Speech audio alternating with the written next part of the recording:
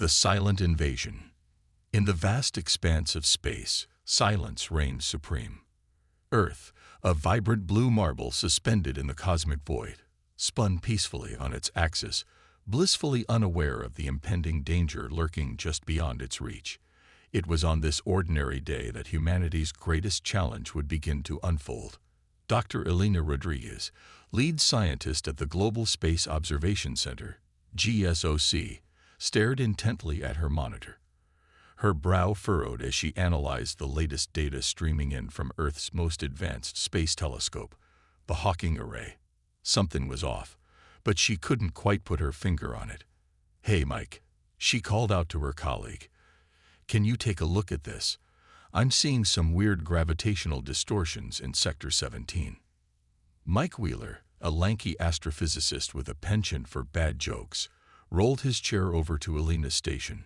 He peered at the screen, his eyes widening as he processed the information. That's not possible," he muttered, adjusting his glasses. "These readings suggest massive objects, but there's nothing visible in that sector. It's just empty space." Elena nodded grimly. "Exactly. And look at this pattern. It's not random. These distortions are moving in formation." As the realization dawned on them, a chill ran down their spines. They were witnessing something unprecedented, an invisible armada approaching Earth. Within hours, the GSOC was a hive of activity. Scientists from various disciplines huddled around screens, debating theories and running simulations. Military officials arrived, their faces etched with concern as they were briefed on the situation. General Sarah Hawthorne, a decorated veteran with steely gray eyes, stood at the center of the command room. "Let me get this straight," she said, her voice cutting through the chatter. "We have an invisible fleet of unknown origin heading straight for Earth, and our only evidence is some gravitational anomalies." Elena stepped forward, her voice steady despite the tension in the room. "Yes, General. But these anomalies are undeniable. We're dealing with advanced cloaking technology far beyond our current understanding. The fleet is massive, possibly hundreds of ships, and they'll be within striking distance of Earth in less than 72 hours. The room fell silent as the implications sank in. Humanity was facing a potential invasion by a technologically superior force, and they were woefully unprepared. General Hawthorne's jaw clenched. "Options, people. I need options." As if on cue, a young engineer named Raj Patel spoke up from the back of the room. What if we could make them visible?" All eyes turned to Raj, who gulped nervously but continued. "Look, their cloaking tech is obviously based on bending light around their ships, but they can't bend gravity. That's why we can detect the distortions. If we could somehow use these gravitational anomalies to our advantage, maybe we could create a way to see them." Elena's eyes lit up. "Raj, you're a genius. We could potentially use gravity wave detectors, similar to those used for detecting black hole mergers, but on a much smaller scale and higher frequency." The room buzzed with renewed energy as scientists and engineers began to brainstorm. Ideas flew back and forth, each building upon the last. It was a testament to human ingenuity. Faced with an impossible problem, they were already working towards a solution. Meanwhile, in orbit around Earth, the International Space Station, ISS, was about to make history. Commander Yuki Tanaka floated in the observation module, her eyes fixed on the stars. As the ISS passed over the night side of Earth, Yuki noticed something strange. For a split second, she could have sworn she saw the stars flicker. "Houston," she radioed down to Mission Control. "I think I just saw something unusual." The stars in Sector 17 appeared to blink, almost as if something large passed in front of them. On Earth, Yuki's report sent shockwaves through GSOC. It was the first visual confirmation, however brief, of the approaching fleet. As news of the potential threat spread through top government channels, world leaders convened in an emergency virtual summit. The atmosphere was tense as they grappled with an unprecedented crisis. President Amelia Chen of the United Global Alliance addressed her colleagues, her voice firm and resolute. We stand at a crossroads in human history. An unknown force approaches our world, hidden from our sight, but not from our determination. I propose we pool our resources, set aside our differences, and face this threat as one united species. To everyone's surprise, the usually fractious assembly found common ground. Within hours, a global task force was assembled, combining the brightest minds and most advanced technologies from every nation. As the invisible fleet drew nearer, humanity raced against time. In labs and workshops around the world, scientists and engineers worked tirelessly to develop new detection systems and potential defenses. The Gravity Wave Visualization Array, or GWVA, was quickly taking shape, a network of highly sensitive detectors that could potentially map the gravitational footprint of the cloaked ships. In space, a hastily assembled fleet of Earth's most advanced spacecraft took up defensive positions. Though outmatched in technology, the human fleet stood ready, a testament to the species' unwavering courage in the face of the unknown. As the 72-hour deadline approached, tension on Earth reached a fever pitch. In homes and public spaces around the world, people gathered around screens, waiting for news.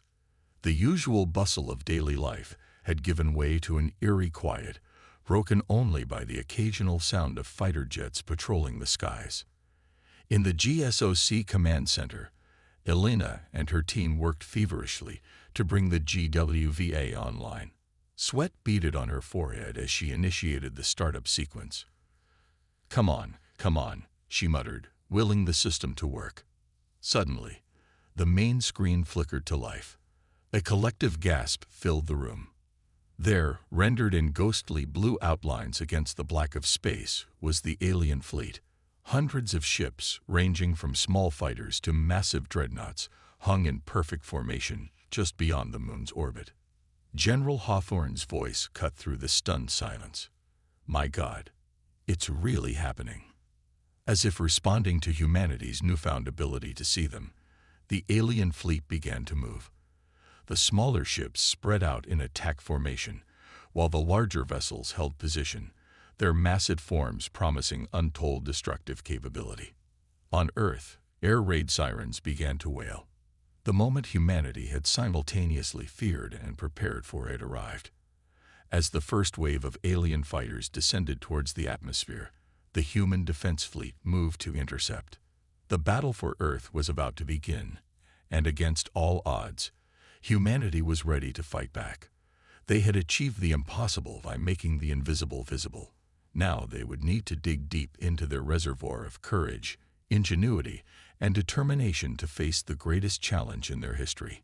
As the alien ships drew closer, a single thought echoed through the minds of every human. We will not go quietly into the night. We will not vanish without a fight. We're going to live on. We're going to survive. The silent invasion had been unveiled, and humanity stood united, ready to write the next chapter in their story. A chapter that would echo through the cosmos and prove that even in the face of advanced alien technology, the human spirit was a force to be reckoned with. Humanity's ingenuity unveiled. As the alien fleet loomed ever closer, the people of Earth rallied with a spirit of innovation and determination that would come to define this crucial moment in human history. The Global Defense Initiative, GDI, hastily formed from the world's leading scientific and military minds, worked around the clock to develop countermeasures against the impending invasion. At the heart of this effort was Dr. Elena Rodriguez, whose breakthrough with the Gravity Wave Visualization Array, GWVA, had given humanity its first glimpse of the enemy. Now she found herself leading a diverse team of scientists, each bringing their unique expertise to the table. We can see them, Elena addressed her team, her voice filled with urgency. But seeing isn't enough. We need to find a way to fight back. Raj Patel, the young engineer whose idea had led to the GWVA, raised his hand. What if we could use their own technology against them? If we can detect their gravitational footprint, maybe we can disrupt it too. This spark of an idea set off a flurry of activity. In labs across the globe, scientists began experimenting with gravity manipulation technology. The goal was ambitious: to create a device that could generate localized gravitational fields strong enough to interfere with the alien ship's cloaking mechanisms and propulsion systems. Meanwhile, in a repurposed automotive factory in Detroit, a team led by Dr. Kwame Osai worked on another critical project. Kwame, a brilliant materials scientist, had proposed a radical idea: adaptive armor. Traditional armor won't cut it against weapons we can't even imagine, Kwame explained to a group of skeptical military officials. We need something that can learn and adapt in real time. His team had developed a revolutionary nanomaterial that could analyze incoming energy signatures and reconfigure its molecular structure to provide maximum protection. As Kwame demonstrated a prototype deflecting a high-energy laser, the officials' skepticism turned to cautious optimism. In orbit, aboard the hastily upgraded International Space Station, Commander Yuki Tanaka oversaw the deployment of a new satellite network. These satellites, equipped with miniaturized versions of the GWVA, would provide real-time tracking of the alien fleet's movements. Feed coming online now, Yuki reported to ground control. As the data streamed in, tacticians on Earth began to form a clearer picture of the aliens' formation and potential strategies. But it wasn't just the scientific and military communities that were rising to the challenge. In a surprising turn of events, the world's hackers and computer scientists had united in a global hackathon. Their goal: to crack the alien communication systems. Lai Wei, a reformed black hat hacker from Shenzhen, led this digital insurgency. Their tech might be advanced, Lai said with a grin, but code is code. If it can be written, it can be hacked. As the hours ticked by, humanity's preparation grew more intense. In fields and deserts around the world, hastily constructed particle accelerators hummed to life, their purpose far from scientific curiosity. These machines were charging up experimental weapons designed to pierce even the most advanced energy shields. Dr. Sofia Antonova, a stern-faced Russian physicist, watched as her team made final adjustments to what they called the pulse cannon. If this works, she mused, it will show those aliens that humanity is not to be underestimated. But perhaps the most audacious plan came from an unexpected source. Elon Musk, the eccentric billionaire inventor, had repurposed his entire Starship fleet for a daring mission. Each spacecraft was being fitted with a massive electromagnetic pulse, EMP, generator. The plan is simple, Musk explained in a global broadcast, his eyes gleaming with excitement. We'll launch these ships on a collision course with the alien fleet. When they detonate, the EMP blast should fry every piece of electronic equipment in range. It's a high-risk, high-reward gambit. As innovative as these technological solutions were, the GDI recognized that they also needed to prepare for ground combat. Enter Major Layla Hassan, a decorated Special Forces operator tasked with training an elite unit for potential alien encounters. We don't know what these beings look like, how they think, or how they fight. Layla barked at her diverse team of soldiers. But we know who we are. We are humanity's best, and we will adapt, overcome, and win. Her training regimen was brutal and unconventional. Soldiers learned to fight in zero gravity, to operate in environments with toxic atmospheres, and to use weapon systems that were more science fiction than reality just days ago. As the alien fleet entered the solar system, passing the orbit of Mars, a tense calm settled over the Earth. In every city, town, and village, people prepared for the unknown. Bunkers were stocked, evacuation routes rehearsed, and emergency broadcasts tested. Yet, amidst the fear and uncertainty, there was also a palpable sense of unity and resolve. Humanity had come together in a way never before seen in its turbulent history. Old enemies now stood side by side, united against a common threat. In a poignant moment that would be remembered for generations, a joint choir of children from every nation on Earth sang a song of hope and defiance.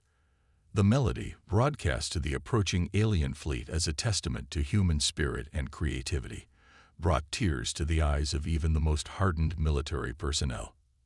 As the final hours before potential first contact ticked away, President Amelia Chen addressed the world once more. Her words, translated into every language, reached every corner of the globe. People of Earth, we stand on the brink of a new era. The challenges ahead are great, but so is our resolve. In our darkest hour, we have shown the true strength of humanity. Not our weapons or our technology, but our unity, our adaptability, and our indomitable spirit. Whatever happens next, know this: we face it together as one human family, and together we will prevail. As she finished speaking, a cheer erupted from crowds gathered in public spaces worldwide. It was a roar of defiance, of hope, of humanity's unwavering will to survive and thrive. In orbit, the crew of the International Space Station watched in awe as the alien fleet began to decelerate, their massive ships coming into formation just beyond the moon's orbit.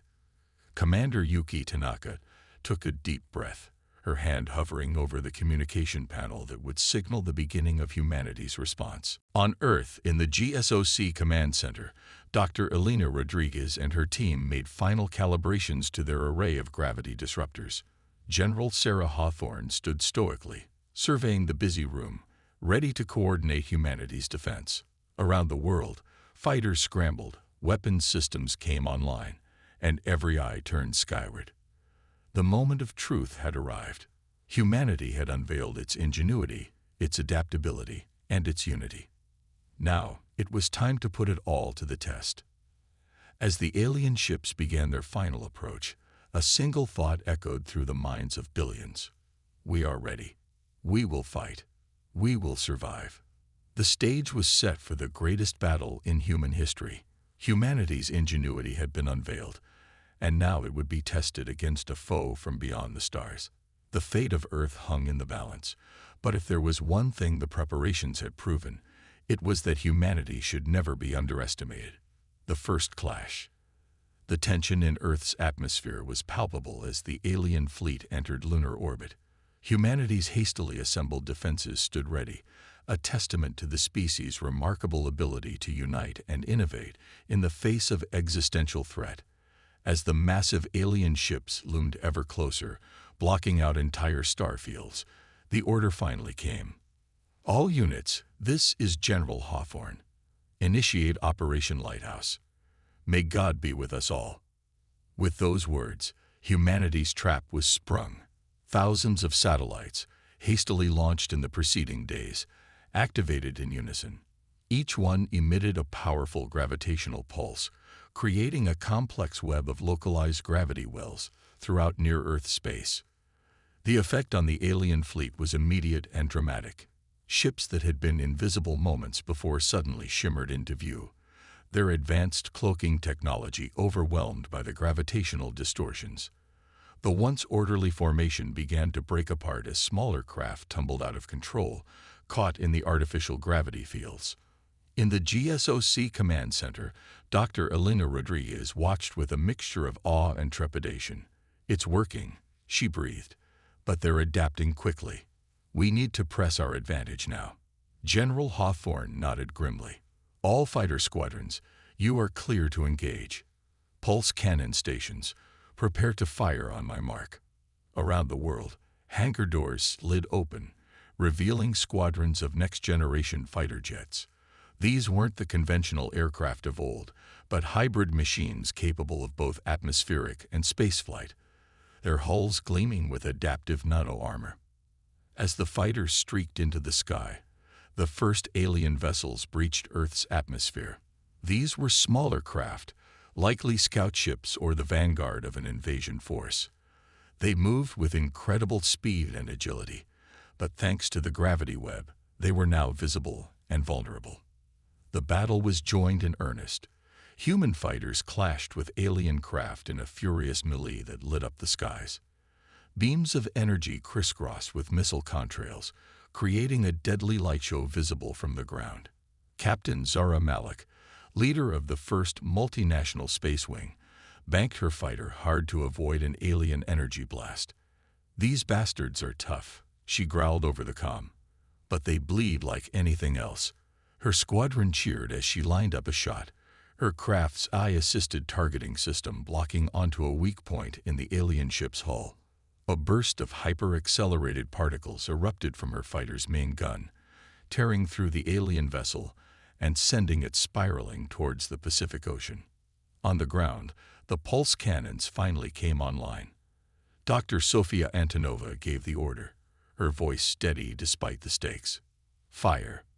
Massive particle accelerators, the product of a global scientific effort, roared to life. Beams of exotic particles, accelerated to near-light speeds, lanced into space. The effect on the alien ships was catastrophic. Shields that had shrugged off conventional weapons collapsed under the onslaught, and several of the larger vessels began to break apart. But the aliens were far from defeated. As if enraged by the unexpected resistance, they launched a counterattack. Massive energy weapons on their capital ships powered up, targeting Earth's major cities. In orbit, Commander Yuki Tanaka watched in horror as the weapons prepared to fire. "Ground control, we have multiple energy buildups. They're targeting population centers." Just as all seemed lost, Elon Musk's audacious plan came to fruition. A swarm of starships, each loaded with an enormous EMP device, launched from hidden silos around the globe. They accelerated on a collision course with the alien fleet, their crews having volunteered for what was almost certainly a suicide mission. For Earth, the cry echoed across all frequencies as the starships detonated in the midst of the alien armada. The resulting electromagnetic pulse was beyond anything humanity had ever generated. It washed over the alien fleet like a tidal wave, shorting out systems and leaving many of the largest ships dead in space. The alien energy weapons faltered, their beams dissipating harmlessly in the upper atmosphere. A cheer went up from defenders around the world, but the battle was far from over. Taking advantage of the aliens' momentary disarray, Major Layla Hassan and her team of elite soldiers launched their own daring mission. Using experimental teleportation technology, they beamed aboard one of the disabled alien capital ships. Breaching in 3, 2, 1. Layla's voice was calm as she and her team materialized in an alien corridor. They moved with precision, their training kicking in despite the utterly alien environment. "Remember, people, we're here to gather intel, and if possible, capture their command center. Watch each other's backs and stay frosty." As Layla's team fought their way through the alien vessel, the battle continued to rage outside. The remaining active alien ships regrouped, adopting new tactics. They began to use Earth's own gravity web against the human fighters, predicting the distortions and using them to set up ambushes. In the digital realm, the battle was just as fierce. Lai Wei and his team of hackers had finally cracked the alien communication encryption. "We're in," Lai shouted, his fingers flying over his keyboard. "Uploading the virus now." The virus, a masterpiece of human ingenuity, began to wreak havoc on the alien fleet's coordinated defense systems. Ships began to fire on each other, their targeting systems compromised. Back on the alien capital ship, Layla and her team had fought their way to what appeared to be the bridge.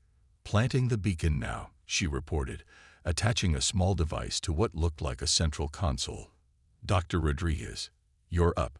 In the GSOC, Elena activated the quantum entanglement device they'd been saving for this moment. Instantly, a vast amount of data began streaming from the alien ship to Earth's servers. "We've hit the jackpot," Elena breathed, her eyes wide as she scanned the incoming information. "This is their entire database. Star charts, weapons schematics, biological data, everything." As the tide of battle began to turn in humanity's favor, the alien fleet suddenly ceased fire. A message, broadcast on all frequencies in perfect English, echoed across the battlefield. "Humans of Earth, we miscalculated. We offer our surrender." For a moment, there was stunned silence. Then, gradually, a realization dawned. Humanity had not just survived its first interstellar war, it had won. The cheers that erupted from every corner of the globe were deafening. In the streets, in bunkers, in command centers and cockpits, humans embraced, cried, and celebrated. They had faced an advanced alien threat and emerged victorious. But even as the celebration began, questions arose. Who were these aliens? Why had they attacked? And now that humanity had proven itself on the galactic stage, what would come next? As the remaining alien ships powered down their weapons and entered stable orbits under heavy human supervision, one thing was clear. The universe had underestimated humanity. And humanity, united as never before, stood ready to claim its place among the stars. The first clash was over, but humanity's greatest adventure was just beginning. Alien perspective. In the aftermath of the battle, as the remnants of the once mighty alien fleet hung defeated in Earth's orbit, a very different scene was unfolding aboard the Nexus, the massive command ship of the Jeteran Empire. Supreme Commander Corax, his iridescent scales dulled with stress and fatigue, stared out at the blue-green planet that had so thoroughly defied their expectations. His four eyes, usually sharp and calculating, now held a mix of disbelief and grudging respect. "Impossible," he muttered, his translator converting the complex series of clicks and whistles into the major Earth languages. "Simply impossible." His second-in-command, Sub-Commander Vexera, approached cautiously. In their millennia of conquest, she had never seen the Supreme Commander so shaken. "Supreme Commander," she began, her own translator active, "the humans request our presence for negotiations." The last word came out with a note of disbelief. Never in the history of the Jeteran Empire had they negotiated with a species they had intended to conquer. Corax turned slowly, his upper eyes focusing on Vexara, while his lower pair continued to observe the planet below. "Negotiations," he repeated, the word foreign and uncomfortable. "Yes, I suppose we must. Prepare a delegation. I want our best xenobiologists and cultural analysts present. We clearly underestimated these humans." As the delegation prepared, Corax retreated to his private chambers to review the battle footage. Each viewing only deepened his astonishment. "Computer," he commanded, "replay the sequence when the humans first revealed their gravity manipulation technology." The holographic display came to life, showing the Jeteran fleet suddenly becoming visible, their ships caught in a web of gravitational distortions. "Pause," Corax ordered. How? How did a species that hasn't even colonized its own solar system develop technology that rivals our most advanced cloaking systems? He shook his head in wonder. The humans' ability to innovate and adapt had been nothing short of miraculous. In the span of mere days, they had developed countermeasures to technologies that had taken the Jeteran centuries to perfect. Corax's mind wandered to the briefing they had received before the invasion. Earth had seemed like such an easy target. A single fractious world, its dominant species still burning fossil fuels and squabbling over territorial boundaries. The invasion was supposed to be a simple operation, a footnote in the grand expansion of the Jeteran Empire. How wrong they had been. In the medical bay, Chief Xenobiologist Zilnan was having a similar crisis of understanding. She hovered over the body of a human fighter pilot, one of the few they had managed to capture during the battle. "Fascinating," she murmured, her sensors scanning the unconscious human.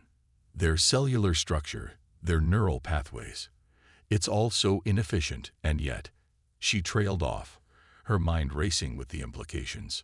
One of her junior researchers spoke up. "Chief, we've completed the analysis of their weapons. You need to see this."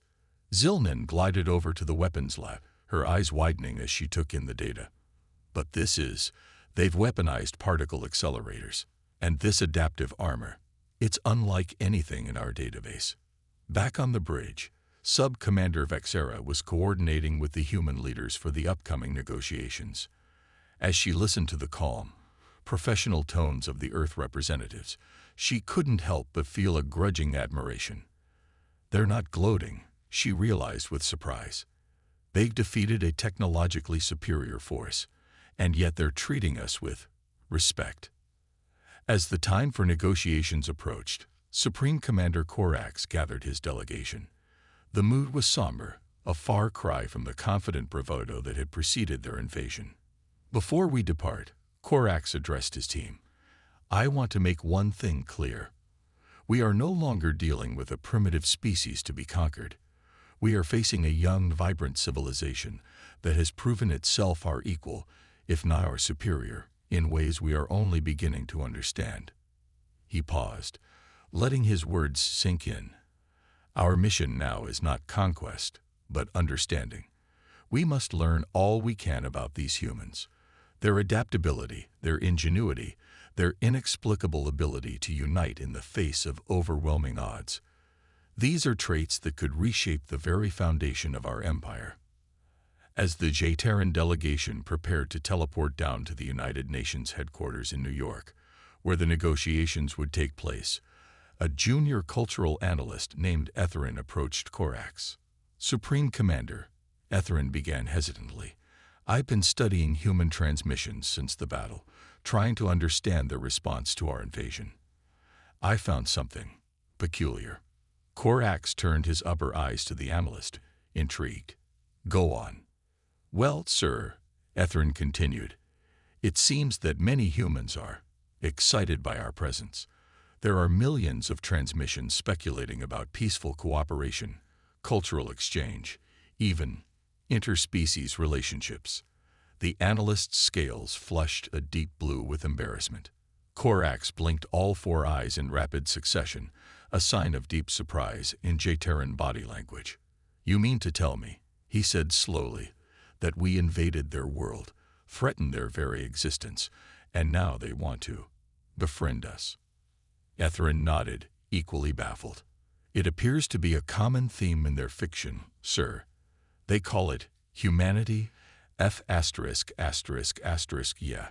It's a genre celebrating human exceptionalism and their ability to befriend or defeat superior alien races. For the first time since the invasion began, Supreme Commander Corax felt a burst of laughter bubble up from his thorax.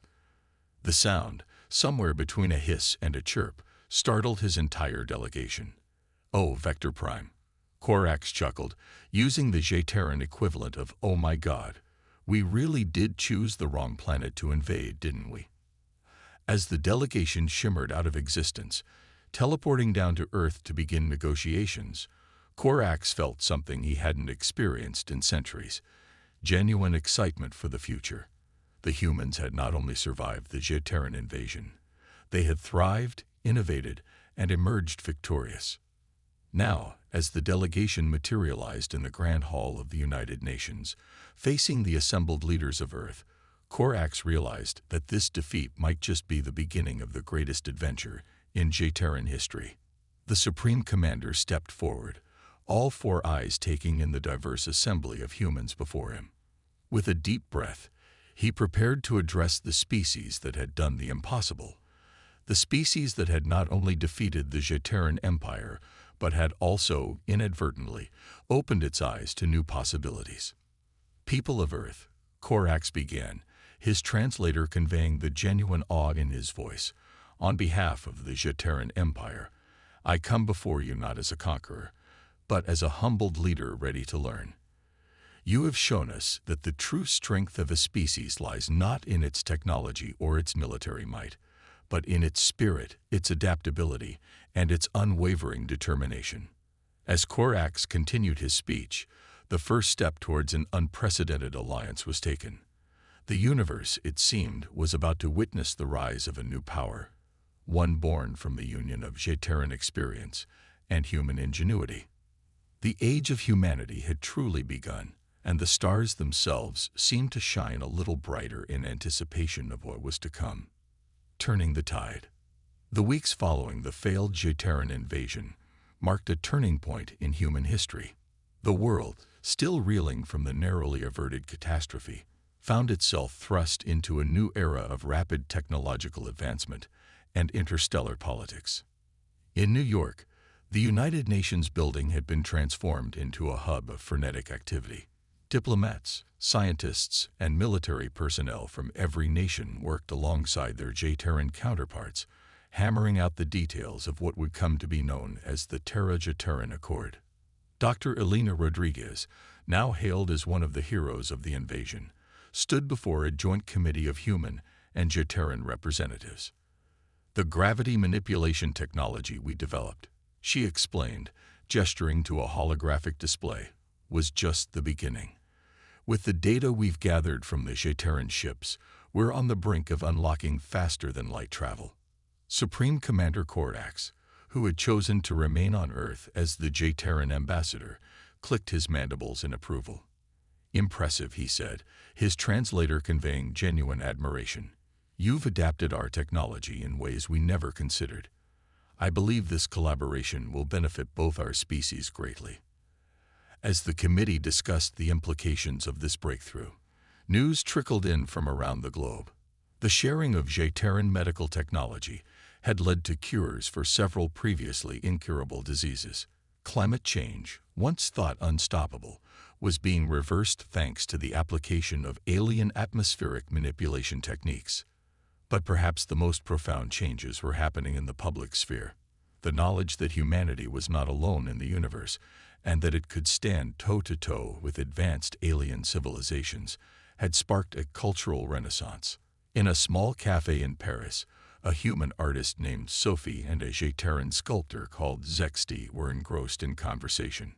"Your species' concept of abstract art is fascinating," Zexty chirped, his 4 eyes focused on Sophie's latest painting. "The way you capture emotion through color and form, it's unlike anything in J-Terran art." Sophie smiled, taking a sip of her coffee. "And I'm in awe of your gravitational sculptures," she replied. "The idea of using localized gravity fields to create 3-dimensional, moving artworks. It's revolutionary." Similar scenes were playing out across the globe as humans and J-Terrans engaged in cultural exchange, each species finding new inspiration in the other's perspective. However, not all was smooth sailing. In a secured boardroom in Geneva, General Sarah Hawthorne faced off against a coalition of world leaders.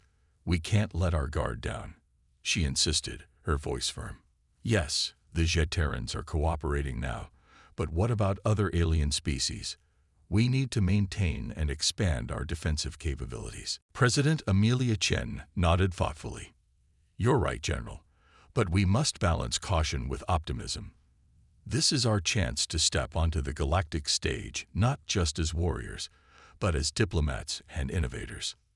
The debate raged on, but ultimately, a compromise was reached. Earth would continue to develop its defenses, incorporating J-Terran technology, while also establishing a new organization, the Terran Diplomatic Corps, tasked with representing humanity's interests across the stars. As these discussions took place, the first joint human J-Terran space mission was already underway. The ISS Horizon, Earth's most advanced spacecraft, cruised alongside the J-Terran vessel Stellar Embrace. Their destination, Mars. Captain Yuki Tanaka, at the helm of the Horizon, couldn't help but smile as she looked out at the red planet growing larger in the viewscreen. "To think," she mused, "just a month ago, we were fighting for our very survival. Now we're about to establish the first human colony on Mars, with alien help no less." Her J-Terran counterpart, Captain Zilvin, chittered in agreement. "The universe is vast and often dangerous, Yuki. But together, I believe our species can accomplish great things." As the joint mission began its descent to the Martian surface, back on Earth, Elon Musk was holding a press conference that would change the course of human history yet again. "Ladies and gentlemen," Musk announced, his eyes gleaming with excitement, "thanks to the collaboration between SpaceX and J-Terran scientists, I'm thrilled to announce that we've successfully tested our first faster-than-light prototype. The stars are no longer out of reach." The crowd erupted in cheers, and across the globe, humans looked to the sky with new eyes.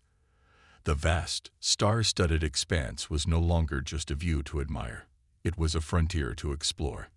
In orbit, aboard one of the remaining J-Terran ships, Supreme Commander Korak stood with Dr. Elena Rodriguez, both gazing down at the blue marble of Earth.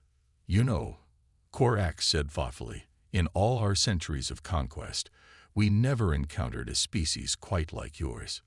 Your adaptability, your creativity, your sheer determination. It's humbling." Elena nodded, a small smile playing on her lips. "We've always been dreamers," she replied. "For centuries, we've looked to the stars and imagined what might be out there. Now, thanks to you, albeit in an unexpected way, we get to find out." Korax turned all four eyes to Elena.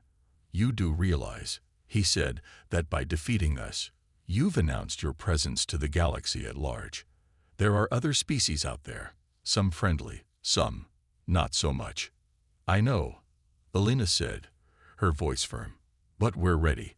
Whatever the universe throws at us next, humanity will face it head-on. And this time, we'll have friends by our side." As if on cue, a communication came through from the Mars mission.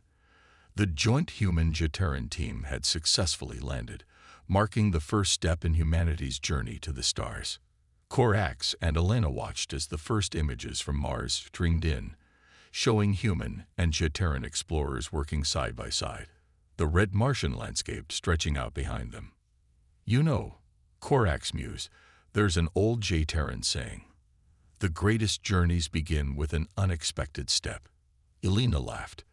"We have a similar saying on Earth, 'One small step for man, one giant leap for mankind.'" As they stood there, an unlikely pair born from conflict, but united in purpose, the future stretched out before them. A future filled with challenges, certainly, but also with unparalleled opportunities for growth, discovery, and cooperation. The tide had turned. Humanity had not only survived its trial by fire, but had emerged stronger, wiser, and ready to take its place among the stars. The age of Earth's isolation was over. The age of human expansion, of interstellar alliances, and unfathomable discoveries had just begun. And as the sun set on this pivotal day in human history, people around the world raised their eyes to the heavens, no longer seeing just points of light, but future destinations, new homes, and endless possibilities. Humanity had been tested, and humanity had triumphed. The message was clear to all species across the galaxy. Humanity, ****, yeah. The end.